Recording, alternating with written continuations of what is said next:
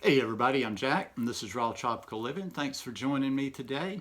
Man, it is another beautiful day here, although we've got some soggy weather coming. Man, I'm feeling great. I got out there again today, got almost an hour in the sun, plus took my vitamin D supplement. I'm banging that vitamin D right now.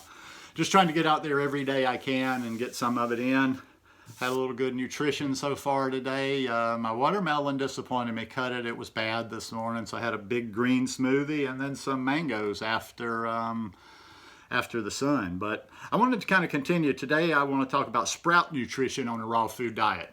Guys, I do videos every day, so if you aren't already subscribed to the channel, I'd appreciate if you go down and hit that subscribe button now. Then click on the little bell and check send notifications so you'll stay subscribed to the channel. I'm just going to kind of generally roll. This is just kind of me rolling on the thought process of where I was with that video about nutrition yesterday. I started looking, I got the sprouts going. I've got some going right now. And as I was talking about, I'm adding better nutrition into my way of eating. I thought I would just go with it and tell you some of the stuff I was learning myself about this. Sprouts, they're generally richer in nutrients than the plant. It increases the content of the proteins. The plant protein is generally easier to digest the protein. Greatest enzyme activity is between germination and 7 days. Vitamin production is increased 3 to 12 times more than that of the plant. High in antioxidants.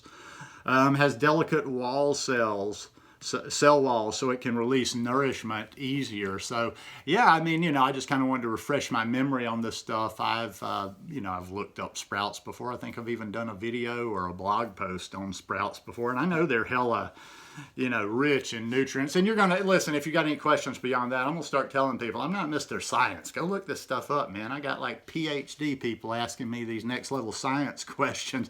I'm just kind of like a semi-functional ex-drunk that can, just figure out some of this stuff on his own. But I definitely like everything that I see with that. And I forgot if I shared all the different, I think I shared the sprouts that I have with you yesterday. I did fenugreek, which has a really nice smell to it. So I've got fenugreek and I'm sprouting that right now. I have a Middle Eastern blend. I'm not sure exactly. I looked, but I don't remember it saying exactly what the blend was, but a Middle Eastern blend. I got mung bean seeds. Now, if anybody out there is thinking about sprouting, interested in sprouting, you might want to check out mung bean seeds. The reason I say mung bean seeds is the little bit of sprouting I've done, I've found that to be the easiest, absolute easiest thing to sprout out there. And then I think I have some broccoli. I don't worry too much about the safety of them, doing it myself. I stopped eating sprouts like from the store. I know you can do this. People talk about ways to clean them, but the thing is like once you get sprouts from the store and once you rinse them or something, I just always found they weren't the same. So I grow my sprouts here. It's not like the house is freezing, but I use AC in here, so I don't think I should have any problems like food, anything to do with like E. coli or salmonella or anything from the environment that I'm growing my sprouts in. But I do want to mention that if you were getting your sprouts from the store, I would look into how to clean them properly, and I would definitely be careful with that because there have been a number of incidents of food poisoning coming from sprouts, and it sounds like from what I was reading about it be fairly common. The fenugreek, I wanted to see what I was about to start eating there, so I looked up some of the ones that I could find, and fenugreek is rich in iron. 1 cup serving has 8 milligrams of iron, and 8 milligrams, that's pretty high. I can't remember exactly how much we need in a day, but that's a lot. I should have written that down so I knew that I could have a comparison, but trust me, it's a lot. It's very high quality protein. Sprouts are about 30, or actually the fenugreek sprouts are about 30% protein.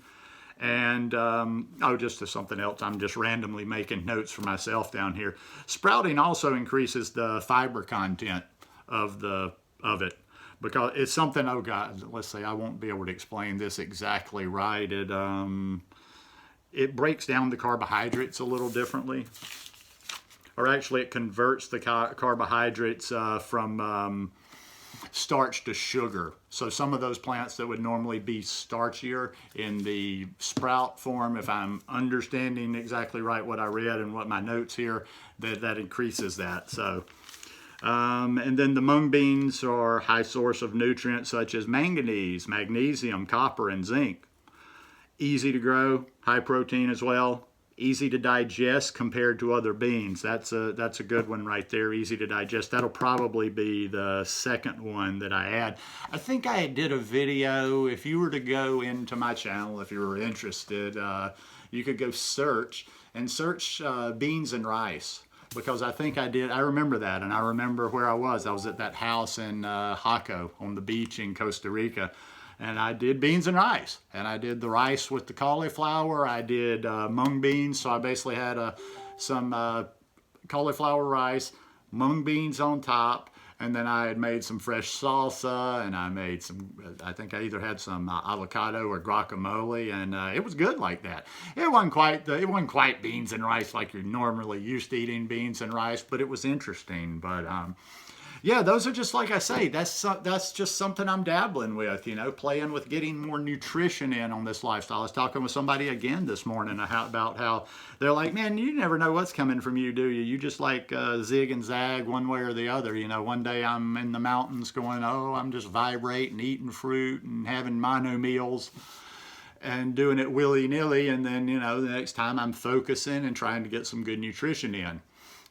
It's just part of the journey, part of the path. You know, like I say, another conversation had nothing to do with that. I was just talking about this morning, you know, as I turned 55 back in March, I realized I'm getting older and I think a little bit more, and I want that maximum nutrition. I think Candy Ross said something, or she may still say it, that I've always kind of resonated with a lot. Like, she wants to get as much nutrition in every bite of food that she takes. Now, I'm not, you know, I don't mind having something that's just enjoyable from time to time, but the majority of the time I am focusing now on, okay, how can I get more nutrition in? Even just like this morning, even like little things. I'm making my green smoothie. What I normally do when I make my green smoothie is I put my bananas in, I put my spirulina in, I put my a little bit of cacao in. Today I put hemp seeds. Sometimes I put seeds, I don't. And I put kale in there. Put a little bit of water, and I blend that. Then I stuff kale in there again, put a few more bananas in there, then I blend that.